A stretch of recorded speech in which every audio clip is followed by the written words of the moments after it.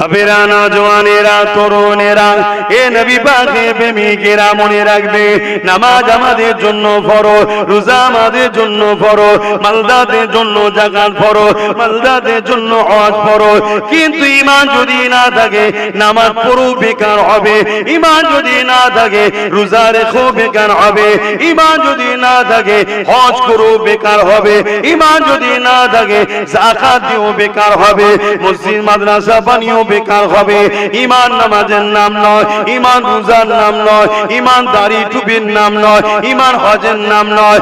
ঈমান হলো এখান থেকে দিল থেকে মুহাম্মদ রাসূলুল্লাহকে রাসূল জেনে জানের থেকে বেশি ভালোবেসে মেনে নিবার নাম হলো ঈমান।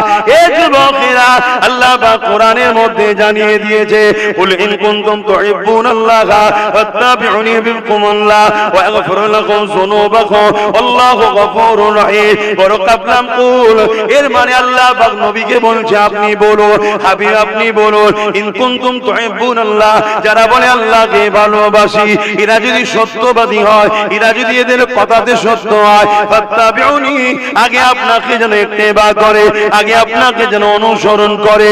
এই যুবকেরা বাপেরা মায়েরা কাউকে অনুসরণ করতে গেলে তার উপরে मोहब्बत लाजिम मोहब्बत থাকা দরকার। ফাত্তাবিউনি কি अंदर प्यार छुपा हुआ है, लिहाजा माना ये हुआ যারা বলে আল্লাহকে ভালোবাসি এরা যদি সত্যবাদী হয় প্রথমে নবীকে ভালোবেসে মেনে নিতে হবে। যারা নবীকে ভালোবেসে মেনে নেবে ইউহিব্বুকুমুল্লাহ, আমার আল্লাহ কথা দিচ্ছেন আমি সেই সকল বান্দা বান্দীকে ভালোবেসে নেব। এই যুবকেরা তরুণেরা আল্লাহ যাদেরকে ভালোবেসে নেবে তাদের জন্য পুরস্কারের ঘোষণা আল্লাহ দিয়েছে ওয়া ইয়াগফিরু লাকুম যুনুবাকুম আল্লাহু গফুরুর রহিম। আমার আল্লাহ পাককে তারা বড় দয়ালু মেহেরবান পাবে, তাদের জীবনে গুনাহ খাতাকে আল্লাহ পাক মাফ করে দেবে।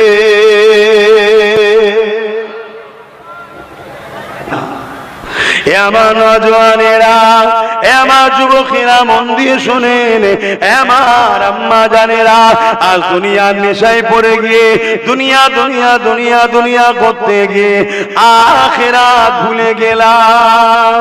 এ আমার বাপেরা ভাইরা দুনিয়াদারি করতে হবে, আখিরাতকে ভুলে গিয়ে না।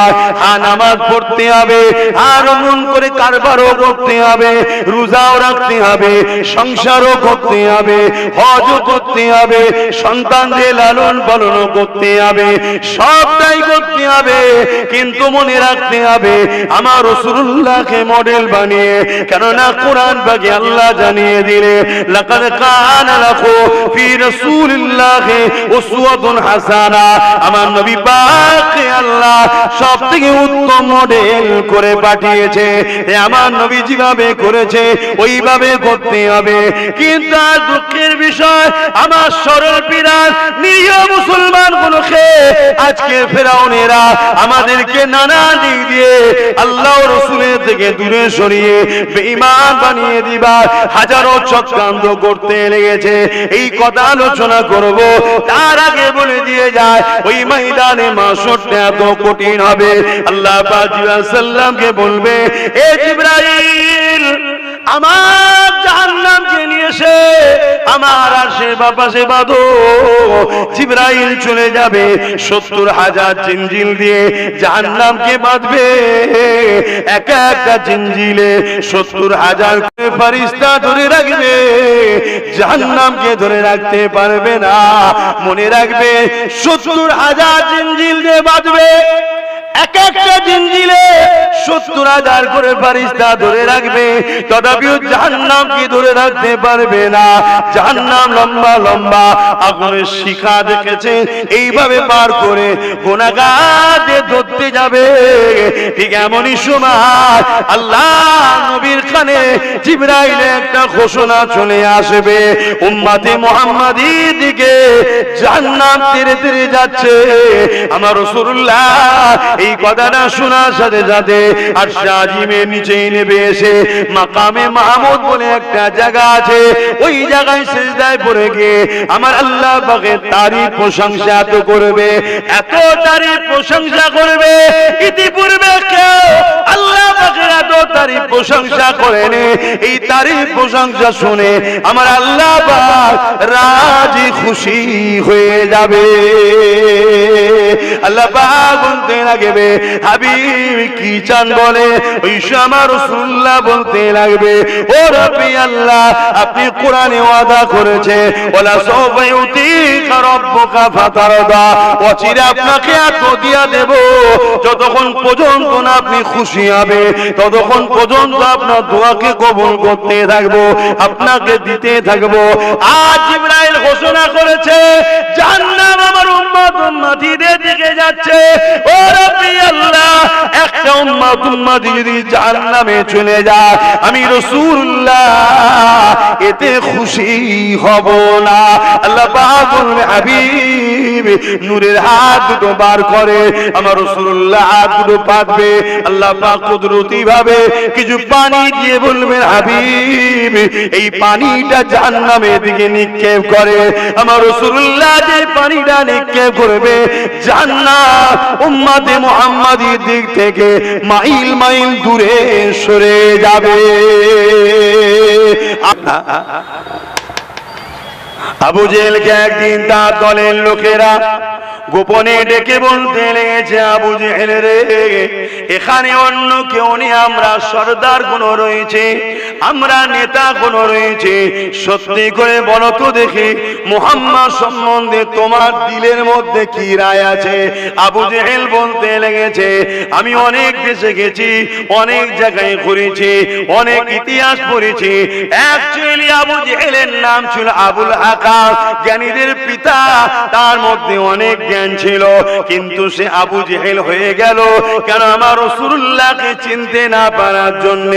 এই জন্য আবু জেহেল বলেছিল, আমি অনেক দেশে গেছি, অনেক কিতাব পড়েছি, অনেক কিছু রিসার্চ করেছি, সত্য কথা বলছি, মুহাম্মদ রাসূলের মতো ব্যক্তিত্ব হতে পারে এবং আগে এসেছে পরে আসবে, আমার বিশ্বাস হয় না। অর্থাৎ মুহাম্মদ রাসূলের মতো এত সৎ আদর্শবান ব্যক্তি কখনো আসে না, আর আসবে বলে আমি আবু জেহেলের মনে হচ্ছে না। শুনছেন? সে স্বীকার করছে না, করেন?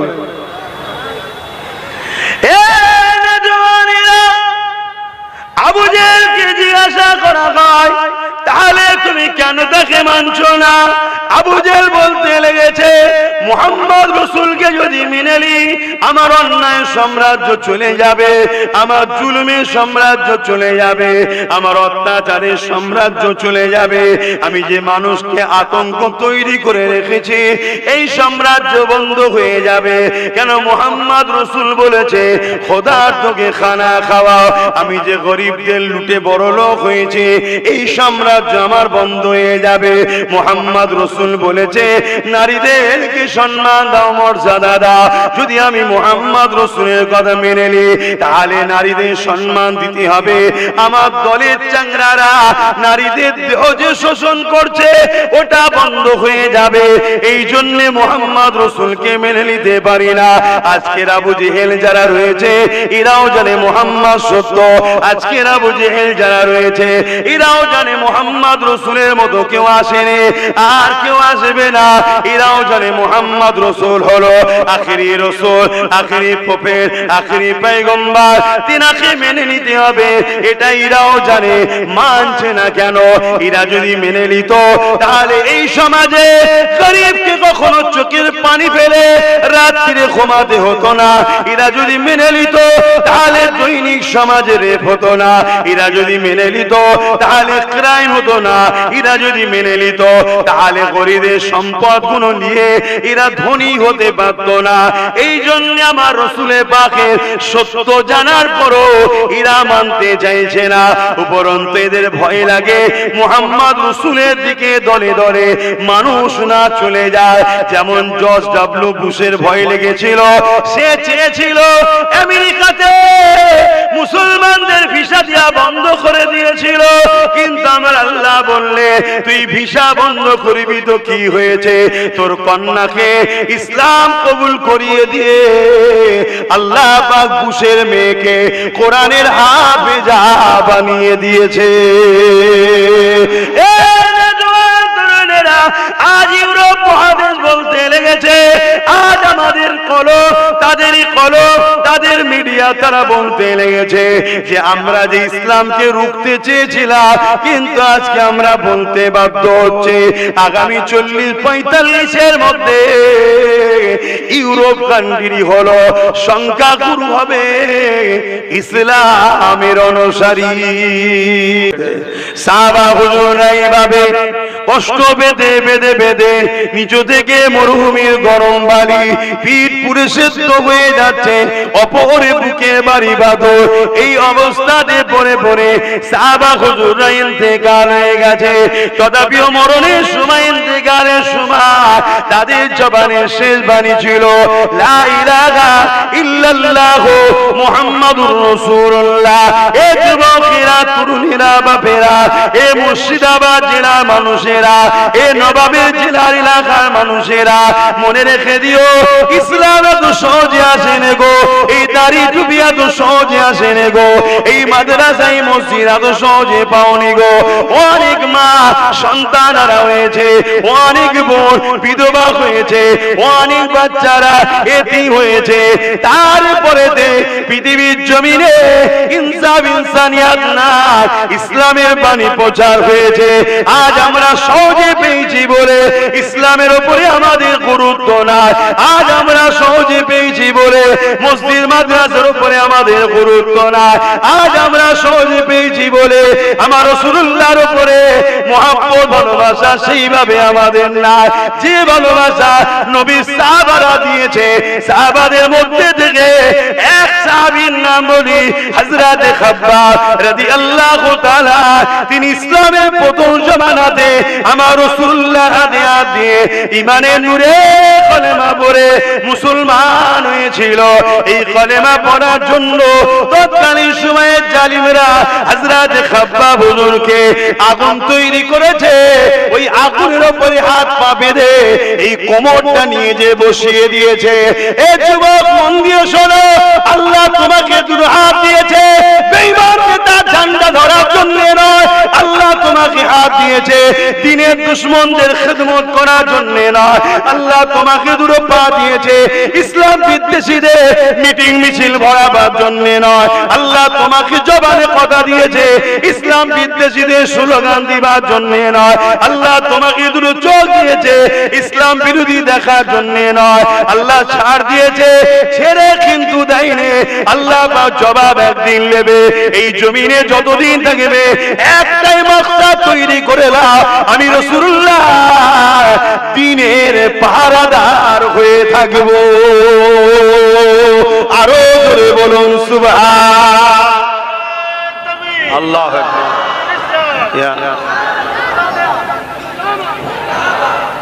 কথা বুঝছেন তো নাকি যুবকরা? আমি যুবকদের বলছি, বিশেষ করে তোমাদের ভাই হই আমি। তুমি যে নবীর উম্মত, আমিও সেই নবীর উম্মত। তুমি যে নবীর গোলাম, আমিও সেই নবীর গোলাম। আসো আমার ভাইরা, বোঝো কত কষ্টের পর এই মসজিদ মাদ্রাসা দ্বীন ইসলাম পেয়েছি আমরা।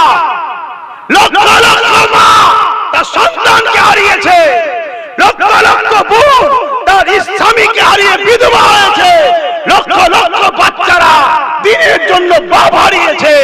আজকে আমরা সেই ইসলামের দুশমনদের সঙ্গে হই হই করে ইসলামকে ক্ষতি করছে, আমাদের হুঁশই নাই। একটু ভাবেন, আলোচনা মন দিয়ে শোনেন। হযরত খাব্বাব রাদিয়াল্লাহু তাআলা হাতে পায়ে দড়ি বেঁধে আগুনের উপরে বসিয়ে দিয়েছে। বলো তো, যদি তোমার একটা হাতের আগুনকে গরম হাঁড়ির গায়ে যদি ঠেকানো হয়, তুমি কতক্ষণ সহ্য করতে থাকবে বলো?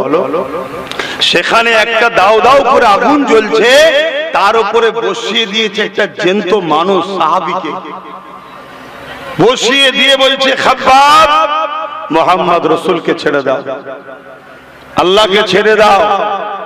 আজও আমাদের সমাজে কথা বলা হচ্ছে না, হয়নি? কথা বলো। ডাইরেক্ট না বললো ঘুরিয়ে ঘুরিয়ে আল্লাহ রসুল ছাড়াচ্ছে না ছাড়ায়নি, আমি লাস্টে বলবো, বুঝে যাবে, উত্তর পেয়ে যাবে। যে ধৈর্য তাকে শোনো, উত্তর পেয়ে যাবে। তো ভাইরা আমার, হযরতে খাব্বাব রাদিয়াল্লাহু তাআলা এই অবস্থাতেও বলছে, এ জালিমরা, তোমরা যতই জুলুম করো এই সিনা থেকে আল্লাহ রসুলকে বার করতে পারবে না। জোরে বলুন সুবহানাল্লাহ। আহা, আর আজকে আমরা একটা চায়েতে বিক্রি হয়েছে, এক কাপ চা। কি দুর্বল ঈমান আমাদের। আচ্ছা বলি, আমরা নবীর উম্মত। আবেরা, নওজওয়ানেরা, তরুণেরা, এ নবী পাকের প্রেমিকেরা, মনে রাখবে, নামাজ আমাদের জন্য ফরজ, রোজা আমাদের জন্য ফরজ, মালদাদের জন্য যাকাত ফরজ, মালদাদের জন্য হজ ফরজ। কিন্তু ঈমান যদি না থাকে, নামাজ পড়ো বেকার হবে। ঈমান যদি না থাকে, রোজা রেখো বেকার হবে। ঈমান যদি না থাকে, হজ করো বেকার হবে। ঈমান যদি না থাকে, যাকাত দিও বেকার হবে। মসজিদ মাদ্রাসা বানিও বেকার হবে। ঈমান নামাজের নাম নয়, ঈমান রোজার নাম নয়, ঈমান দাড়ি টুপির নাম নয়, ঈমান হজের নাম নয়। ঈমান হলো এখান থেকে, দিল থেকে মুহাম্মদ রাসূলুল্লাহকে রাসূল জেনে জানের থেকে বেশি ভালোবেসে মেনে নিবার নাম হলো ঈমান। এ যুবকেরা, আল্লাহ পাক কোরআনের মধ্যে জানিয়ে দিয়েছে, কুল ইন কুনতুম তুহিব্বুনাল্লাহা ফাত্তাবিউনি বিকুমুল্লাহ ওয়া ইয়াগফির লাকুম যুনুবাকুম আল্লাহু গফুরুর রহিম। বরকাবলাম কুল, এর মানে আল্লাহ পাক নবীকে বলছে, আপনি বলুন, হাবিব আপনি বলুন, আমার রাসূলুল্লাহ আদু পাকবে, আল্লাহ পাক কুদরতি ভাবে কিছু পানি দিয়ে বলবেন, হাবিব এই পানিটা জাহান্নামের দিকে নিক্ষেপ করে। আমার রাসূলুল্লাহ যে পানিটা নিক্ষেপ করবে, জান্নাত উম্মতে মুহাম্মাদির দিক থেকে মাইল মাইল দূরে সরে যাবে। আরো জোরে বলুন সুবহানাল্লাহ।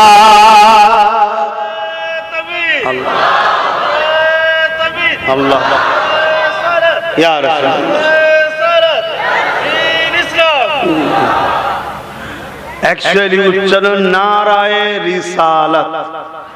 নারা মানে বুলন্দি, রিসালাতের বুলন্দি। কার রিসালাত? ইয়া রাসূলুল্লাহ। কথা বুঝে আসছে? আমাদের মধ্যে ভুল বুঝাবুঝিতে আমার ভাইদের মধ্যে অনেক ইখতিলাফ হয়। ইখতিলাফ না করাটাই উত্তম। বুঝতে হবে, দূর থেকে না ঢিলা মেরে কাছাকাছি এসে যে কোনো জিনিসের সমস্যা হয় একে অপরে বসে আলোচনা করা দরকার। কেন আমাদের রব এক, নবী এক, কিতাব এক, কাবা এক, দ্বীন ইসলাম। আমাদের মধ্যে এত মতনৈক্য হবে কেন? হতে পারে কোনো জিনিস আমার বুঝে আসছে না, হতে পারে কোনো জিনিস আপনার বুঝে আসছে না। উলামাদের উচিত একে অপরে বসে সমাধান করে লিয়া। নচেত আজকে কি ভয়ানক পরিস্থিতি আসছে সবই তো আমরা খবর রাখি। আমার দেশে কেন্দ্রে যে সরকার বসেছে, পুরো মসজিদ মাদ্রাসা দ্বীন ইসলামকে মিটিয়ে দিতে চাইছে। কথা বুঝে আসছে না? না, এই জায়গাগুলো একটু বুঝে লিয়া দরকার। এই যে আমার রাসূল পাক সাল্লাল্লাহু আলাইহি ওয়াসাল্লামের নাম লিয়াতে অনেক ভাই আমার কুররাতাইনা বিকা রাসূলুল্লাহ সাল্লাল্লাহু আলাইহি ওয়াসাল্লাম বলে চোখে দিচ্ছে। কথা বুঝে আসছে? এটা নিয়ে অনেক ভাই ইখতিলাফ করে, অনেকে করে, অনেকে করে না, আবার অনেকে ইখতিলাফ করে। ইখতিলাফ কিসের? আপনি জানেন না, জেনে নেন। আপনি করেন না, আলাদা কথা। ইখতিলাফ করাটা উচিত নয়। অ্যাকচুয়ালি সর্বপ্রথম এই কাজটা শুরু করেছিল হযরত আবু বকর সিদ্দিক রাদিয়াল্লাহু তাআলা আন। জোরে বলুন সুবহানাল্লাহ। আমার নবী পাকের আযানে যেই নাম হয়েছে উনি হযরত আবু বকর সিদ্দিক সাল্লাল্লাহু আলাইহি সাল্লাম ওয়া কুররাতাইনা বিকা রাসূলুল্লাহ বলে বিদ্যা বলে ফু দিয়ে চোখে বুলিয়েছে, হুজুর আপনি আমার চোখে ঠান্ডা। জোরে বলুন সুবহানাল্লাহ। এইটা করতেই হবে, না করলে যে ঈমান চলে যাবে তেমনটাও নয়। আর যদি কেউ করে প্রেমের সাথে, তাকে বাধা দিয়া কিন্তু সম্ভবত ঈমানের ক্ষতি হতে পারে। বাধা দেওয়া উচিত নয়, কেন সে প্রেমে করে, সে রাসূলের ভালোবাসাই করে। কিন্তু কেউ যদি না করে, অথচ বিরোধী করেনি, তার যে ঈমান চলে যাবে এমনটা নয়। কেন অনেক সুন্নাত আছে, অনেক প্রেম আছে। কথা বুঝে আসছে না? না, এটা মাথায় রাখবেন। নিজেদের মধ্যে ইখতিলাফ করে নিজেরা টুকরো টুকরো হয়েছি বলেই তো আজ যারা আমাদের সামনে দাঁড়িয়ে 100 বছর আগে আমাদের সামনে দাঁড়িয়ে কথা বলার ক্ষমতা ছিল না, মাথা হ্যাট করে কথা বলতো, তারা আজকে আমাদেরকে গোলাম বানাচ্ছে, শুধু আমরা টুকরো টুকরো হয়েছি বলে। আর এই টুকরো টুকরো আমাদেরকে বড় প্ল্যান মাফিক করানো হয়েছে। এমনি এমনি আমরা টুকরো হয়ে যাইনি, আমাদেরকে প্ল্যান মাফিক টুকরো করানো হয়েছে। কারা টুকরো করেছে? যারা আমাদেরকে গোলাম বানাতে চায়, কিন্তু তারা ডাইরেক্ট করেনি, তারা একদল উলামাদের দ্বারা আমাদেরকে টুকরো করিয়েছে। কথা বুঝে আসছে? আমি সবাইকে বলবো, মুমিন উলামা চিনার নমুনা আপনাদেরকে বলে যাচ্ছি। মুমিন উলামা আর মুনাফিক উলামা চিনার নমুনা আপনাদেরকে বলে যাচ্ছি। মুমিন উলামা যে ব্যক্তি 100টা যদি কথা বলে, কমসে কম 70টা নবী নবী নবী নবী রসুল রসুল বলবে, অর্থাৎ নবীর দিকে উম্মতকে জুড়তে চাইবে। শুনছেন তো নাকি? নবীর সাথে উম্মতকে জুড়তে চাইবে। বাকি নামাজ, রোজা, হজ, যাকাত, দান, খায়রাত, পর্দা, পুশিদা সব আলোচনারই দরকার, ইসলাম সবকিছুকে নিয়ে। কিন্তু ইসলামটা কার? ইসলামটা হলো আমিন আল্লাহর। জোরে বলুন সুবহানাল্লাহ। তাই নেতাকে যদি চিনতে না পারি, তার দিনকে কি করে চিনবো? কথা বুঝছেন তো নাকি? তাই নামাজের আলোচনা দরকার, রোজার আলোচনা দরকার, হজের আলোচনা দরকার, যাকাত, ফিতরা সব আলোচনা হবে। 100টা জলসা করছেন আপনি, কমসে কম 70টা জলসায় গিয়ে উম্মতকে নবী চিনা। নবী চিনিনি বলি তো আজ আমরা ধ্বংস। আর বদরে 313 জনে বিজয় হলো কেন? বদরে 313 জন নবী চিহ্নেওয়ালা ছিল, তাই। জোরে বলুন সুবহানাল্লাহ। আমরা বলি না যে আল্লাহর রহমত ছাড়া কিচ্ছু হয় না, আল্লাহর রহমতেই কামিয়াবি, আল্লাহর রহমতেই বিজয় হয়। আল্লাহর রহমতটা কি? ওমা আরসালনাকা ইল্লা রাহমাতাল লিল আলামিন। আল্লাহর রহমত হলো মুহাম্মদ সাল্লাল্লাহু আলাইহি সাল্লাম। জোরে বলুন সুবহানাল্লাহ। অর্থাৎ যার সাথে নবী আছে সে বিজয় লাভ করেছে। জোরে বলুন সুবহানাল্লাহ। আমি তো আগেই বললাম, আল্লাহ বললেন আমার হাবিবকে যে ধরবে আমি আল্লাহ তাকে মহব্বত করব। জোরে বলুন সুবহানাল্লাহ। তাই আমাদের একটু বোঝা দরকার, আমাদের একটু ভাবা দরকার। আজ দুনিয়া চাইছে ছলে বলে কলে কৌশলে যেমন করে হোক মুহাম্মদ রাসূলুল্লাহর সঙ্গে আমাদের প্রেম ও আদবের কানেকশনকে কেটে দাও। প্রেম ও আদবের কানেকশনকে কেটে দাও। যদি প্রেম ও আদবের কানেকশন কেটে যায়, বাস 1 লক্ষ মরা লোক দ্বারা কখনো কোনো উপকার পাওয়া যাবে? একটু বলুন ভাই, 1 কোটি মরা লোকের দ্বারা কোনো উপকার আছে? একটু বলুন বলুন বলুন। সে কিছু করতে পারবে? 1 কোটি লোক কিন্তু মরা। আপনি যদি বলেন 1 গ্লাস পানি দে তো ভাই, 1 কোটি লোক দিতে পারবে কেউ? মরা। খুব ভালো করে উদাহরণটা বুঝুন। আর অপর দিকে আরেকটা লোক, তার একটা হাত কাটা, একটা হাত পা, একটা পা কাটা, একটা চোখ কানা, একটা কানে কালা, কান কাটা, অনেক খুঁত আছে, কিন্তু জান আছে। কিন্তু জান আছে, তার দ্বারা উপকার আছে না নাই? একটু হলেও উপকার আছে না নাই? জোরে বলেন। ধরুন 1 কোটি লোক মরা, যদি গায়ে মশা বসে, যদি বলা হয় মশাটা সরা, মরা 1 কোটি লোক কিছু করতে পারবে? কিন্তু অপর দিকে এই লোকটা মশাটা ফু দিয়ে হলেও সরাতে পারবে, ঠিক তো নাকি? কেন? এর জান আছে, এর জান আছে। অতএব ইসলামে নামাজ, রোজা, হজ, যাকাত, দান, খায়রাত,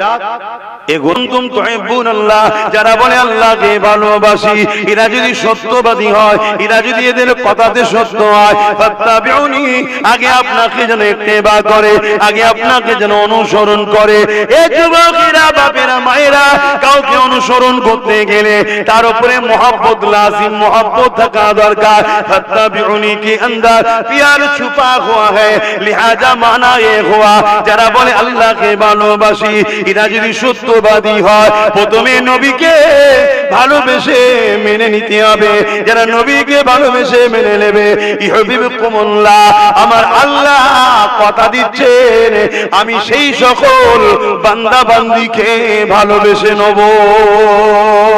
এই যুবকেরা, তরুণেরা, আল্লাহ যাদেরকে ভালোবেসে নেবে তাদের জন্য পুরস্কারের ঘোষণা আল্লাহ দিয়েছে। ওয়া ইয়াগফিরু লাকুম যুনুবাকুম আল্লাহু গফুরুর রহিম।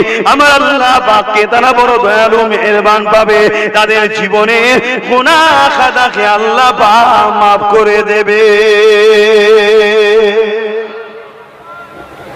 তাহলে কামিয়াবি নবীর প্রেমে, নবীর আদবে, যেটা হলো ঈমান।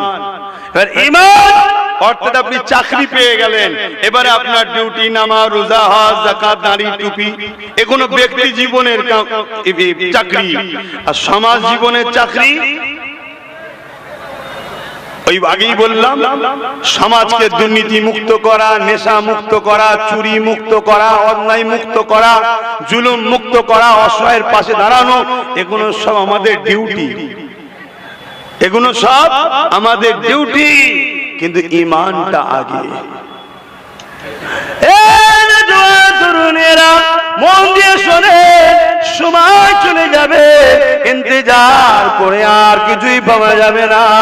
মনে রাখবেন আমার রাসূল পাক সাল্লাল্লাহু আলাইহি ওয়াসাল্লামকে কিভাবে মহব্বত করতে হবে। হযরত খাব্বাব হুজুরকে এই আগুনের উপরে বসিয়ে বসিয়ে বসিয়ে আর কোমরের গোশতগুলো ওই আগুনে পুড়ে পুড়ে খেয়ে খেয়ে কোমরের গোশত থেকে রস বেরোয়, ওই রসেতে আগুনটা নিভিয়ে যায়, আবার আগুন ধরানো হয়, আবার ওই আগুনে বসিয়ে দেওয়া হয়। আর সামান্য রোদেতে আর ছায়ার তলে বসে তোমার আমার কত কষ্ট হচ্ছে, একবার অনুশোচন করো, একবার ভাবো আমার নবী পাকের সাহাবাদের কত কষ্ট হয়েছে। তারা এত কষ্ট করার পরও ইসলামকে ছেড়ে দেয় রে, এত কষ্ট করার পরও নবী পাককে ছেড়ে দেয় রে, এত কষ্ট করার পরও আল্লাহকে ছেড়ে দেয় রে। এই যুবকেরা, তরুণেরা, এই দুনিয়াটা দুদিনের, আল্লাহ পাক মৃত্যুর পরে এক জায়গায় উঠাবে, যেটা হলো ময়দানে মাশর। ওই জায়গাতে তোমাকে আমাকে সবাইকে হাজির করাবে। ওই দিনটা তো কঠিন দিন হবে। মাথা রাখবে, দেখতেলা এক হাত করে আল্লাহ সূর্যকে নামিয়ে দেবে, রাসূলের থেকে দূরে সরিয়ে বেঈমান বানিয়ে দিবা। হাজারো চক্রান্ত করতে লেগেছে, এই কথা আলোচনা করব।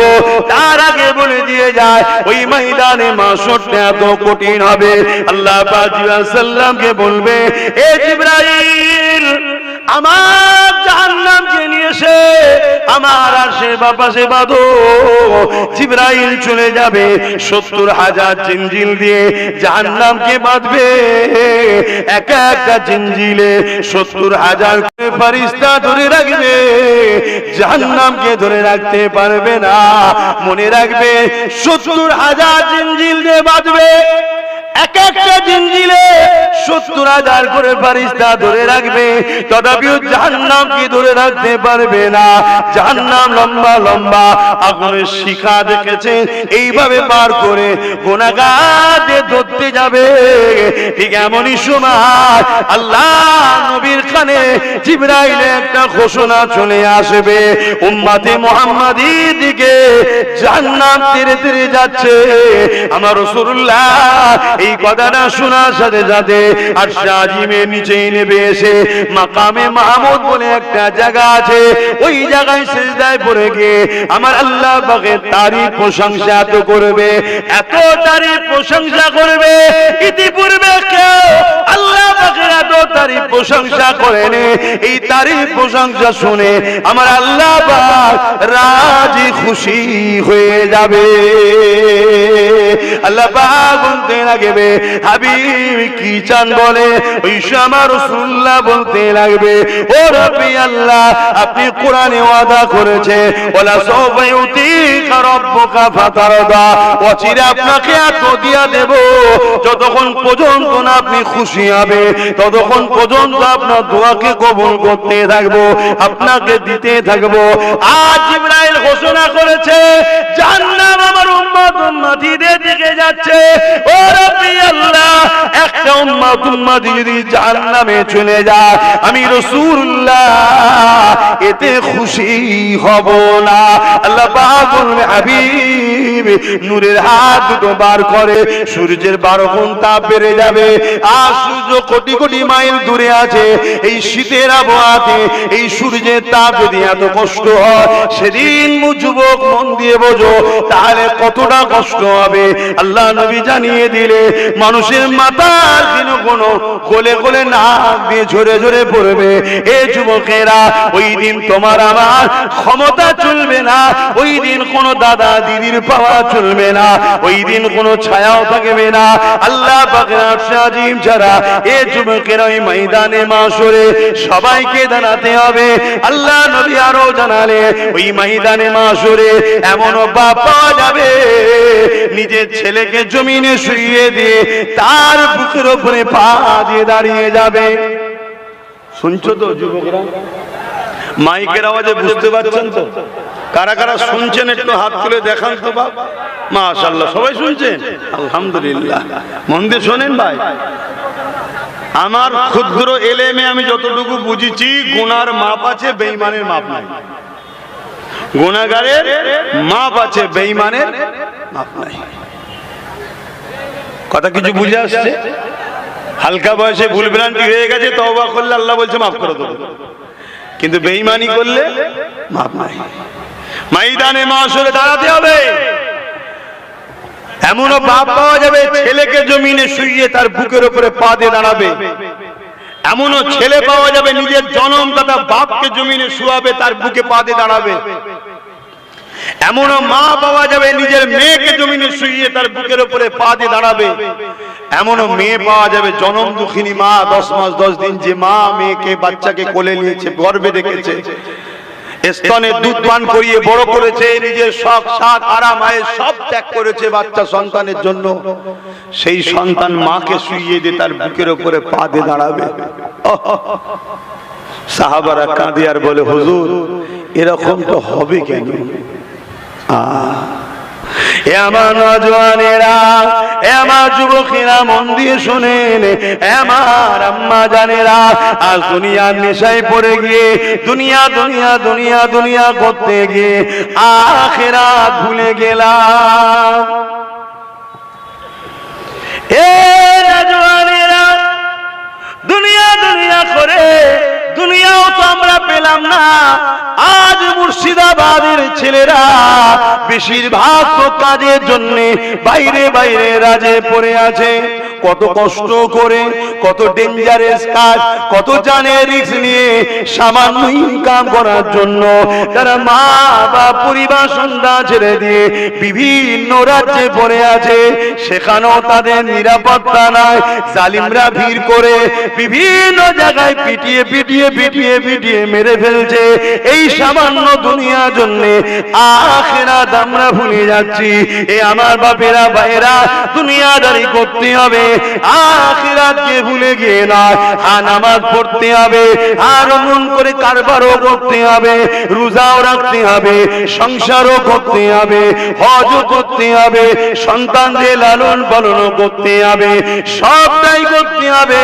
কিন্তু মনে রাখতে হবে আমার রাসূলুল্লাহকে মডেল বানিয়ে, কেননা কোরআন পাকে আল্লাহ জানিয়ে দিলে, লাকাদ কানা লাকু ফি রাসূলিল্লাহি উসওয়াতুন হাসানা। আমার নবী পাককে আল্লাহ সবথেকে উত্তম মডেল করে পাঠিয়েছে। আমার নবী যেভাবে করেছে ওইভাবে করতে হবে। কিন্তু আর দুঃখের বিষয়, আমার সরল পিরান নিরীহ মুসলমানগুলোকে আজকে ফেরাউনেরা আমাদেরকে নানা দিক দিয়ে আল্লাহ